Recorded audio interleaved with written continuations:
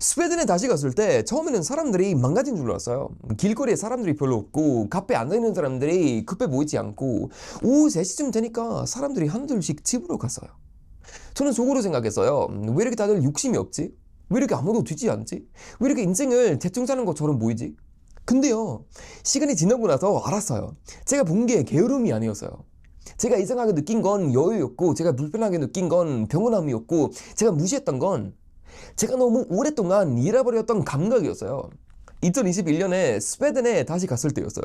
오랜만에 가족 집에 있었고, 어릴 때 보던 거리, 어릴 때 맡던 공기, 어릴 때 들리던 조용한 소리들, 갑자기 몸 안으로 들어오는 느낌이었어요. 한국에서 오래 살고 미국에서 오래 살고 지금 호주에서 살면서 제가 계속 움직이는 사람처럼 살았었거든요.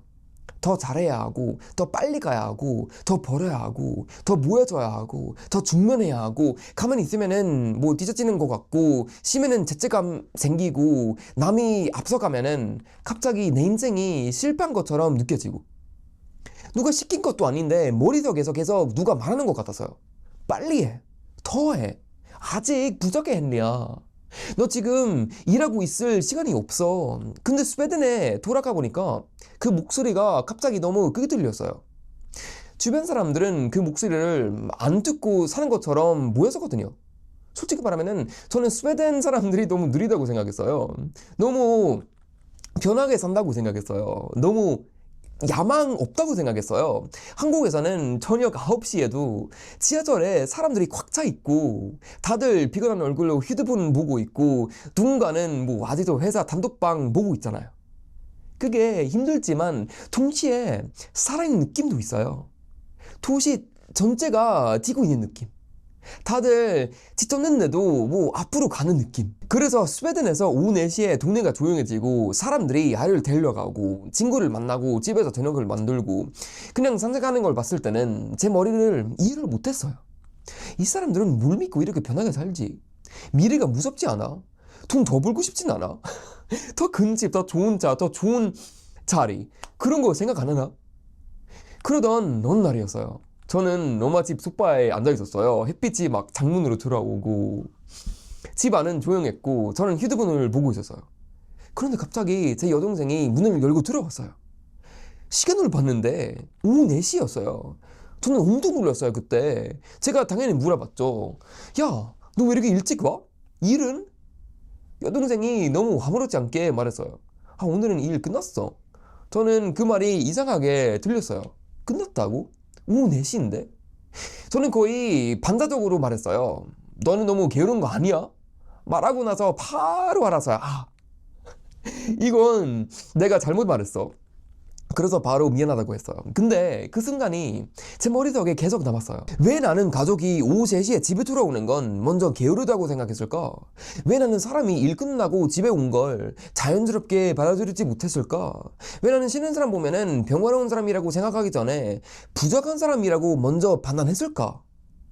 그때 조금 무서웠어요. 왜냐면 그걸 스웨덴 문제가 아니었거든요. 그게 제 안에 들어온 속도의 문제였어요. 저는 어느 순간부터 사람의 가치를 바쁨으로 재고 있었어요. 얼마나 늦게까지 일하는지, 얼마나 많이 잠고 있는지, 얼마나 피곤해 보이는지, 얼마나 인생을 빡세게 사는지, 심지어 저 자신도 그렇게 봤어요. 쉬고 있으면은 불안하고 아무것도 안 하면은 내가 망가질 것 같고 하루가 조용하면은 하루를 버린 것 같고. 근데 스웨덴 사람들은 그런 식으로 자기 인생을 설명하지 않았어요. 물론 스웨덴도 완벽하지 않아요. 세금도 높고 날씨도 우울하고 사람들은 차갑게 느껴질 때도 많고 시스템도 답답하고 외로움도 있고. 제가 스웨덴에 안 좋은 부분도 많이 말했잖아요. 여기 채널에서. 그거 다 사실이에요. 여러분 오해하지 마세요. 근데요, 스웨덴에는 돈으로 계산 안 되는 곳이 하나 있어요. 사람들이 인생을 끝까지 지어지지 않은 감각이에요. 더 쉽게 말하면은 욕심이 조용히 줄어드는 사회적 분위기예요. 누가 와서 너 욕심 버려라 이렇게 말하는 게 아니에요. 오해하지 마세요 여러분. 그냥 주변을 보면은 굳이 그렇게까지 안 해도 되는 거구나, 이 느낌이 몸이 들어와요. 퇴근하면은 퇴근이고 주말이면은 주말이고 친구를 만나면은 일을 자랑하기보다는 그냥 커피 마시면서 날씨 얘기하고 아이 얘기하고 집 얘기하고 별거 아닌 얘기를 해요. 처음에는 그게 너무 심심했어요. 저는 속으로 생각했어요. 이렇게 살아서 뭐가 남지? 어느 순간 반대로 질문이 바뀌었어요. 나는 그렇게 달려서 뭐가 남았지? 돈을 조금 더 벌면은 그 다음에는 더 벌고 싶었어요. 조회수가 조금 나오면은 그 다음에는 더 큰 조회수가 원했어요. 사람들이 칭찬하면은 기분이 좋다가도 다음날 누가 더 잘 때면은 마음이 다시 불안해졌어요. 목표를 하나 이루면은 마음이 편해져야 하잖아요. 근데 바쁘게 사는 문화에서는 목표를 이루는 순간 새로운 불안이 생겨요. 이번에는 이걸 지켜야 해요. 이번에는 이걸 거저해요. 이번에는 이걸 떨어지면 안 돼. 그러니까 성공이 병을 주는 게 아니라 더 큰 압박을 주는 경우가 많아요. 문제는 욕심 자체가 나쁜 게 아니라는 거예요. 욕심이 없으면 사람을 앞으로 못 가요. 한국이 이렇게 빨리 발전한 것도 사람들이 그냥 만족만 해서 된 게 아니잖아요. 근데 욕심이 사람을 움직이게 할 때 좋은데 욕심이 사람을 먹기 시작하면은 인생이 이상해져요. 내가 돈을 쓰는 게 아니라 돈이 나를 주고, 내가 일을 하는 게 아니라 일이 나를 삼키고, 내가 목표를 가진 게 아니라 목표를 나를 끌고 다니는 거예요. 스웨덴에서 제가 느낀 건 사람들이 욕심을 없애서 자기 친구 아니었어요. 그냥 사회 전체가 욕심에 브레이크를 조금 걸어준 느낌이었어요.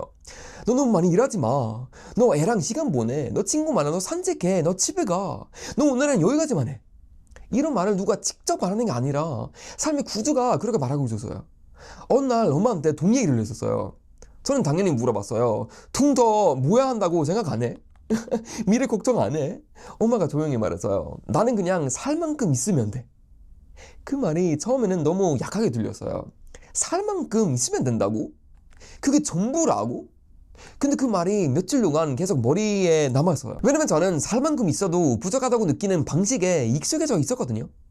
먹고 살 수 있어도 부족하고, 방이 있어도 부족하고, 일이 있어도 부족하고, 사람들이 알아봐도 부족하고, 뭔가 계속 부족해요. 이게 가장 무서운 부분이에요, 여러분.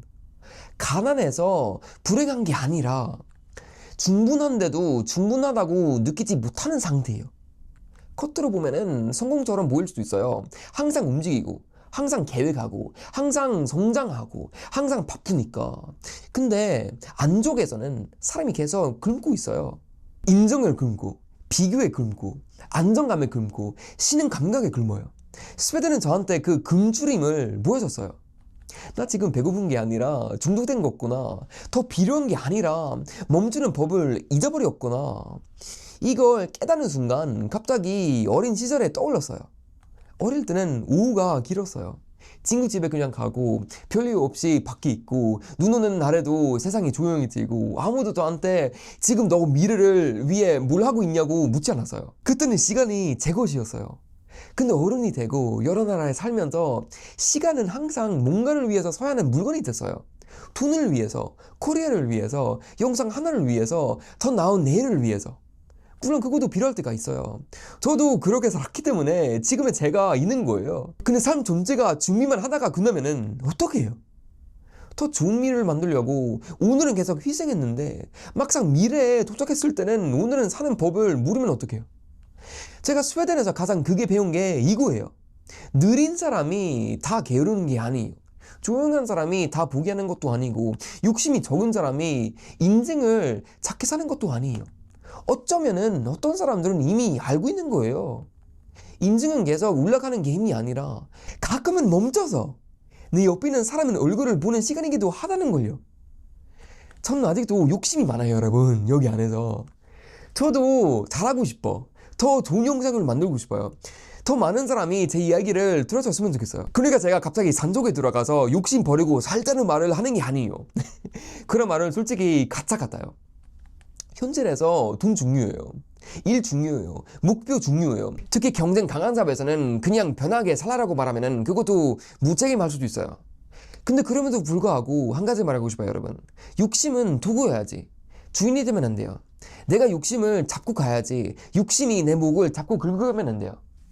스웨덴에 살면은 욕심이 조용히 줄어든 이유는 사람들이 특별히 뭐 성숙해서가 아니에요. 사회가 계속 다른 질문을 던지기 때문이에요. 너 얼마나 벌었어? 이 질문보다 너 오늘은 집에 언제 와? 너 요즘 친구 많아?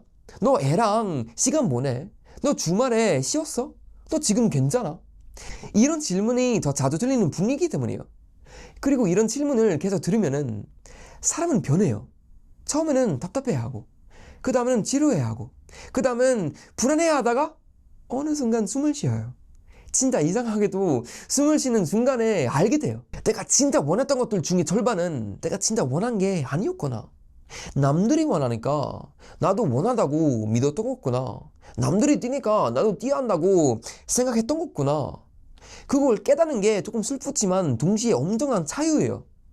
계속 올라가는 사람이 꼭 잘 사는 사람이 아니라는 거예요. 바쁜 사람이 꼭 중요한 사람이 아니라는 거예요. 그리고 조용히 사는 사람이 꼭 인생을 포기하는 사람 아니라는 거예요. 그날 오후 3시 집에 돌아온 우리 여동생 보고 저는 처음에는 게으르다고 생각했어요. 지금은 생각해보면 너무 부끄러워요. 왜냐면 우리 여동생은 그냥 자기 하루를 살고 있었다는 거예요. 일을 끝내고 집에 오고 가족 얼굴을 보고 저녁을 먹고 자기 시간을 가진 거예요. 그게 인생에서 그렇게 이상한 일이 아니잖아요. 근데 저는 너무 오래 이상한 세상에서 익숙해져서 평범한 삶을 보고 게으름이라고 착각했어요. 그게 제일 나쁜 깨달음이었어요. 우리는 가끔 너무 열심히 살다가 정상적인 삶을 비정상으로 보기 시작해요. 일찍 집에 가는 사람을 부족하다고 보고, 쉬는 사람을 약하게 보고, 부족한 사람을 꿈 없는 사람처럼 보고, 욕심 없는 사람을 경쟁해서 진 사람처럼 보여요. 근데 어쩌면 진짜 이긴 사람은 더 많이 가진 사람이 아니라 어느 순간 충분하다고 말할 수 있는 사람일지도 몰라요. 스웨덴은 저한테 그걸 조용히 가르쳤어요. 소리치지 않고 설득하지도 않고 그냥 오후 3시에 햇빛처럼요. 욕심이 줄어든다는 건 꿈이 작아진다는 뜻이 아니에요, 여러분. 욕심이 줄어든다는 건 내 인생의 주인이 다시 내가 된다는 뜻이에요. 더 가져야만 괜찮은 사람이 아니라 지금 이 순간에도 이미 사람답게 살 자격이 있다는 걸 받아들이는 거예요. 여러분, 저는 완벽한 사람 아니에요. 저도 아직도 배우는 중이에요. 근데 가끔 머릿속에서 스웨덴의 그 조용한 오후가 떠올라요. 그리고 그때마다 제 자신에게 말해요. 오늘 조금 덜 가져도 괜찮아. 오늘 조금 덜 빨라도 괜찮아. 오늘 집에 조금 일찍 가도 괜찮아. 인생은 끝까지 달려서 도착하는 곳이 아니라 가끔 멈췄을 때 비로소 보이는 것들이니까요.